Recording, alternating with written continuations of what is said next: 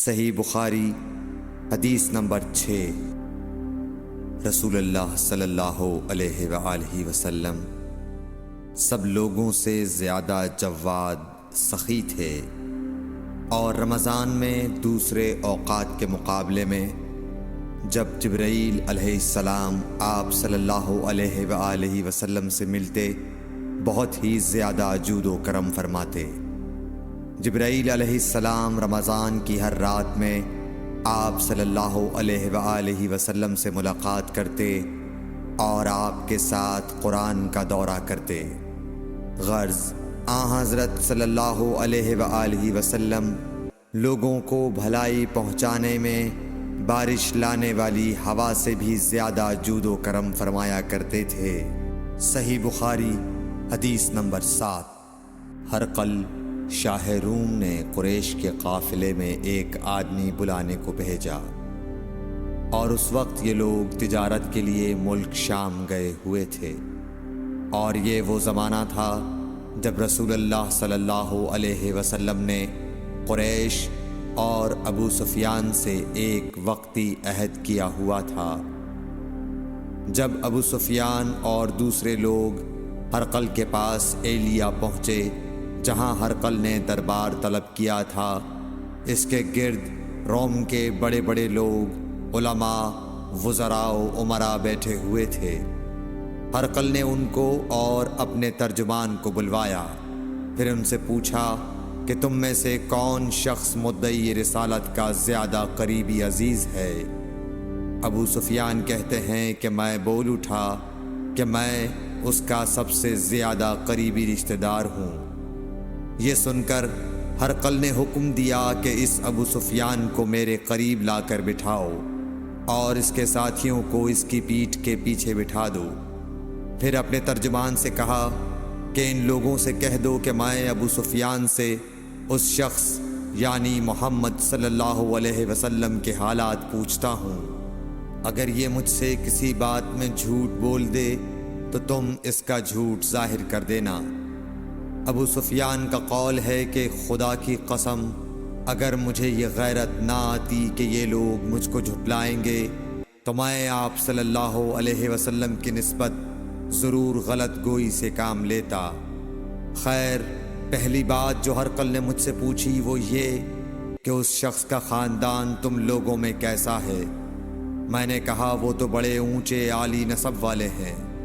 کہنے لگا اس سے پہلے بھی کسی نے تم لوگوں میں ایسی بات کہی تھی؟ میں نے کہا نہیں۔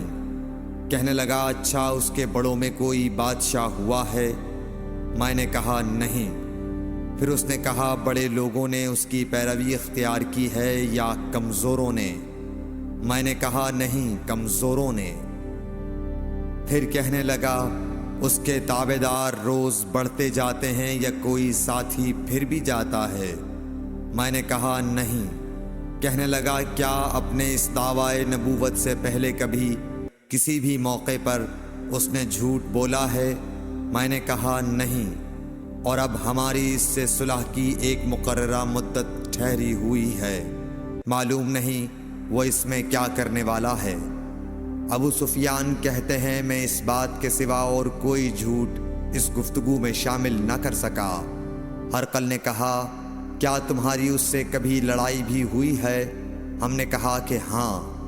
بولا پھر تمہاری اور اس کی جنگ کا کیا حال ہوتا ہے؟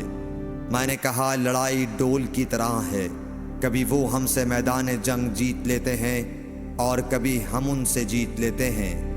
ہرقل نے پوچھا وہ تمہیں کس بات کا حکم دیتا ہے؟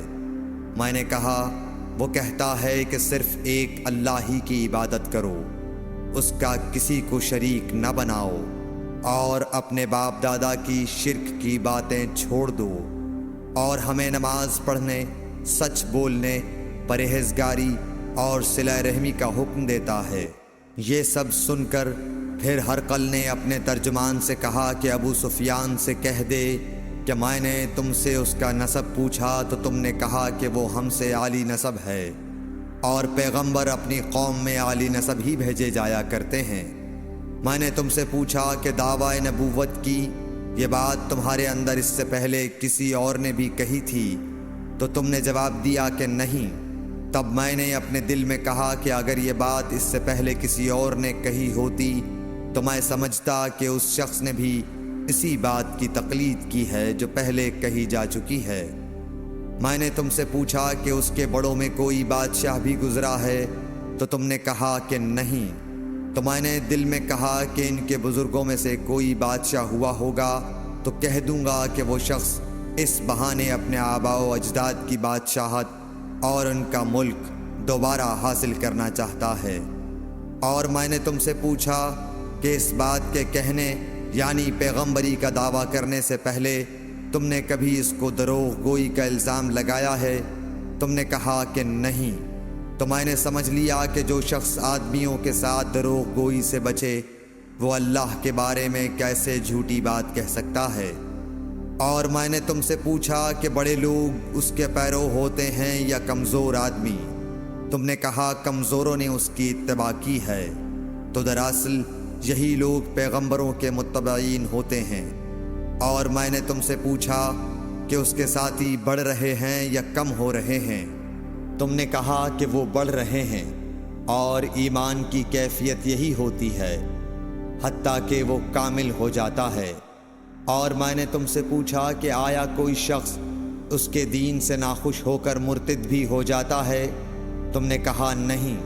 تو ایمان کی خاصیت بھی یہی ہے، جن کے دلوں میں اس کی مسرت رچ بس جائے وہ اس سے لوٹا نہیں کرتے۔ اور میں نے تم سے پوچھا کہ آیا وہ کبھی عہد شکنی کرتے ہیں؟ تم نے کہا نہیں۔ پیغمبروں کا یہی حال ہوتا ہے، وہ عہد کی خلاف ورزی نہیں کرتے۔ اور میں نے تم سے کہا کہ وہ تم سے کس چیز کے لیے کہتے ہیں؟ تم نے کہا کہ وہ ہمیں حکم دیتے ہیں کہ اللہ کی عبادت کرو، اس کے ساتھ کسی کو شریک نہ ٹھہراؤ، اور تمہیں بتوں کی پرستش سے روکتے ہیں، سچ بولنے اور پرہیزگاری کا حکم دیتے ہیں۔ لہٰذا اگر یہ باتیں جو تم کہہ رہے ہو سچ ہیں تو ان قریب وہ اس جگہ کا مالک ہو جائے گا کہ جہاں میرے یہ دونوں پاؤں ہیں۔ مجھے معلوم تھا کہ وہ پیغمبر آنے والا ہے، مگر مجھے یہ معلوم نہیں تھا کہ وہ تمہارے اندر ہوگا۔ اگر میں جانتا کہ اس تک پہنچ سکوں گا تو اس سے ملنے کے لیے ہر تکلیف گوارا کرتا۔ اگر میں اس کے پاس ہوتا تو اس کے پاؤں دھوتا۔ ہرقل نے رسول اللہ صلی اللہ علیہ وسلم کا وہ خط منگایا جو آپ نے وحیہ کلبی رضی اللہ تعالیٰ عنہ کے ذریعے حاکم بصرہ کے پاس بھیجا تھا، اور اس نے وہ ہرقل کے پاس بھیج دیا تھا۔ پھر اس کو پڑھا تو اس میں لکھا تھا، اللہ کے نام کے ساتھ جو نہایت مہربان اور رحم والا ہے۔ اللہ کے بندے اور اس کے پیغمبر محمد صلی اللہ علیہ وسلم کی طرف سے یہ خط ہے شاہ روم کے لیے۔ اس شخص پر سلام ہو جو ہدایت کی پیروی کرے۔ اس کے بعد میں آپ کے سامنے دعوت اسلام پیش کرتا ہوں۔ اگر آپ اسلام لے آئیں گے تو دین و دنیا میں سلامتی نصیب ہوگی، اللہ آپ کو دوہرا ثواب دے گا، اور اگر آپ میری دعوت سے روگردانی کریں گے تو آپ کی رعایا کا گناہ بھی آپ ہی پر ہوگا۔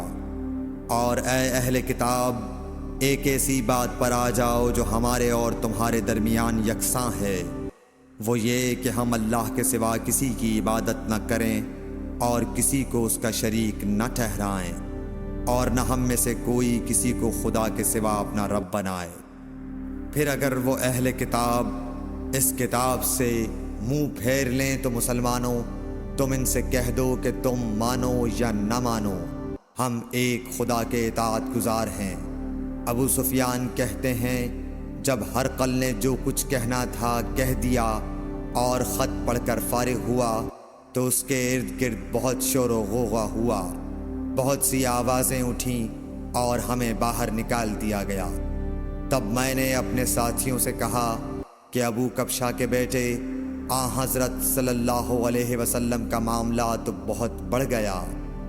دیکھو تو اس سے بنی اصفر روم کا بادشاہ بھی ڈرتا ہے۔ مجھے اس وقت سے اس بات کا یقین ہو گیا کہ حضور صلی اللہ علیہ وسلم ان قریب غالب ہو کر رہیں گے، حتیٰ کہ اللہ نے مجھے مسلمان کر دیا۔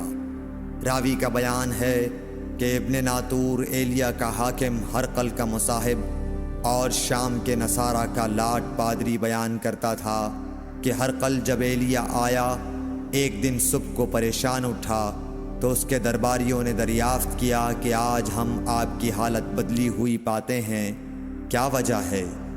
ابن ناطور کا بیان ہے کہ ہرقل نجومی تھا، علم نجوم میں وہ پوری مہارت رکھتا تھا۔ اس نے اپنے ہم نشینوں کو بتایا کہ میں نے آج رات ستاروں پر نظر ڈالی تو دیکھا کہ ختنہ کرنے والوں کا بادشاہ ہمارے ملک پر غالب آ گیا ہے۔ بھلا اس زمانے میں کون لوگ ختنہ کرتے ہیں؟ انہوں نے کہا کہ یہود کے سوا کوئی ختنہ نہیں کرتا، سو ان کی وجہ سے پریشان نہ ہوں۔ سلطنت کے تمام شہروں میں یہ حکم لکھ بھیجیے کہ وہاں جتنے یہودی ہوں سب قتل کر دیے جائیں۔ وہ لوگ انہی باتوں میں مشغول تھے کہ ہرقل کے پاس ایک آدمی لایا گیا جسے شاہ غسان نے بھیجا تھا۔ اس نے رسول اللہ صلی اللہ علیہ وسلم کے حالات بیان کیے۔ جب ہرقل نے سارے حالات سن لیے تو کہا کہ جا کر دیکھو وہ ختنہ کیے ہوئے ہے یا نہیں۔ انہوں نے اسے دیکھا تو بتلایا کہ وہ ختنہ کیا ہوا ہے۔ ہرقل نے جب اس شخص سے عرب کے بارے میں پوچھا تو اس نے بتلایا کہ وہ ختنہ کرتے ہیں۔ تب ہرقل نے کہا کہ یہی محمد صلی اللہ علیہ وسلم اس امت کے بادشاہ ہیں جو پیدا ہو چکے ہیں۔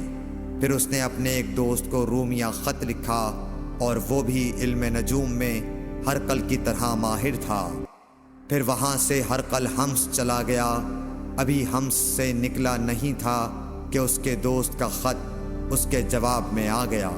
اس کی رائے بھی حضور صلی اللہ علیہ وسلم کے ظہور کے بارے میں ہرقل کے موافق تھی کہ محمد صلی اللہ علیہ وسلم واقعی پیغمبر ہیں۔ اس کے بعد ہرقل نے روم کے بڑے آدمیوں کو اپنے حمص کے محل میں طلب کیا اور اس کے حکم سے محل کے دروازے بند کر لیے گئے۔ پھر وہ اپنے خاص محل سے باہر آیا اور کہا، اے روم والو، کیا ہدایت اور کامیابی میں کچھ حصہ تمہارے لیے بھی ہے؟ اگر تم اپنی سلطنت کی بقا چاہتے ہو تو پھر اس نبی صلی اللہ علیہ وسلم کی بیعت کر لو اور مسلمان ہو جاؤ۔ یہ سننا تھا کہ پھر لوگ وحشی گدھوں کی طرح دروازوں کی طرف دوڑے، مگر انہیں بند پایا۔ آخر جب ہرقل نے اس بات سے ان کی یہ نفرت دیکھی اور ان کے ایمان لانے سے مایوس ہو گیا تو کہنے لگا کہ ان لوگوں کو میرے پاس لاؤ۔ جب وہ دوبارہ آئے تو اس نے کہا، میں نے جو بات کہی تھی اس سے تمہاری دینی پختگی کی آزمائش مقصود تھی، سو وہ میں نے دیکھ لی۔ تب یہ بات سن کر وہ سب کے سب اس کے سامنے سجدے میں گر پڑے اور اس سے خوش ہو گئے۔ بالآخر ہرقل کی آخری حالت یہی رہی۔ صحیح بخاری حدیث نمبر 8۔ رسول اللہ صلی اللہ علیہ وسلم نے فرمایا، اسلام کی بنیاد 5 چیزوں پر قائم کی گئی ہے۔ اول، گواہی دینا کہ اللہ کے سوا کوئی معبود نہیں اور بے شک حضرت محمد صلی اللہ علیہ وسلم اللہ کے سچے رسول ہیں، اور نماز قائم کرنا اور زکوٰۃ ادا کرنا اور حج کرنا اور رمضان کے روزے رکھنا۔ صحیح بخاری حدیث نمبر 9۔ نبی کریم صلی اللہ علیہ وآلہ وسلم نے فرمایا کہ ایمان کی 60 سے کچھ اوپر شاخیں ہیں، اور حیا شرم بھی ایمان کی ایک شاخ ہے۔ صحیح بخاری حدیث نمبر 10۔ حضرت محمد مصطفیٰ صلی اللہ علیہ وآلہ وسلم نے فرمایا، مسلمان وہ ہے جس کی زبان اور ہاتھ سے مسلمان بچے رہیں، اور مہاجر وہ ہے جو ان کاموں کو چھوڑ دے جن سے اللہ نے منع فرمایا۔